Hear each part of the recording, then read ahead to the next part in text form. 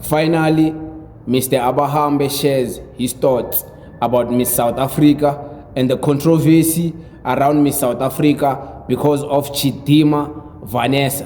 Chidimma Vanessa, we know that her father is a Nigerian, and recently there was a video released about her celebrating with her father's family, Nigerian people celebrating in Nigerian culture. Her mother is a South African, and she was born in South Africa. So Mr. Gayton Mchenzie is saying he doesn't have all the facts. He's going to come back once he has all the facts. But in the meantime, in South Africa, we can't afford to have Nigerians contesting for Miss South Africa. And this gives funny vibes already. I think he's speaking based on the video he saw of her celebrating with her father's family. I have one question. Since when in South Africa, a rainbow nation, a government of national unity, so you claim it to be, since when do we bash people's cultures? Since when do we bash, or since when do we put boundaries on what cultures should be celebrated and what cultures shouldn't be celebrated in South Africa? I thought it was a multicultural country, a rainbow nation. But it seems like there is standards as to who is allowed to celebrate. And Mr. Gayton Mchenzie, what are you going to fact check?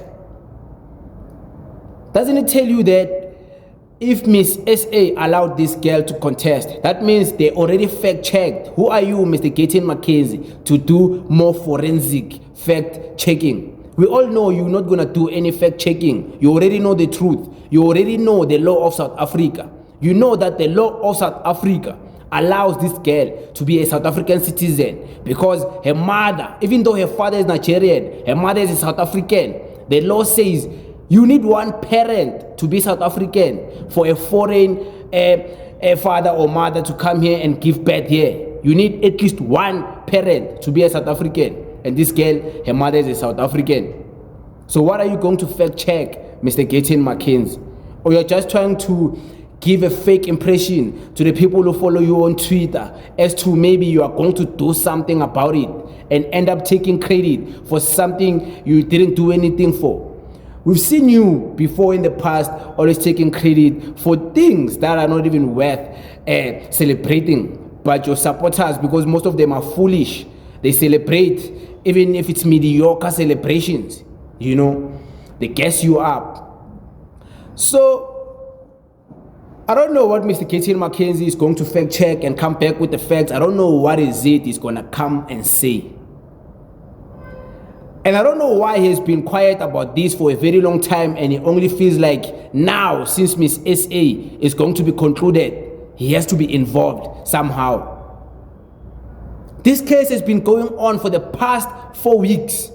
Didn't say anything. Now because Miss SA is ending, or maybe he wants to say, this show was about to end, so whatever I say doesn't matter because they already planned in the show.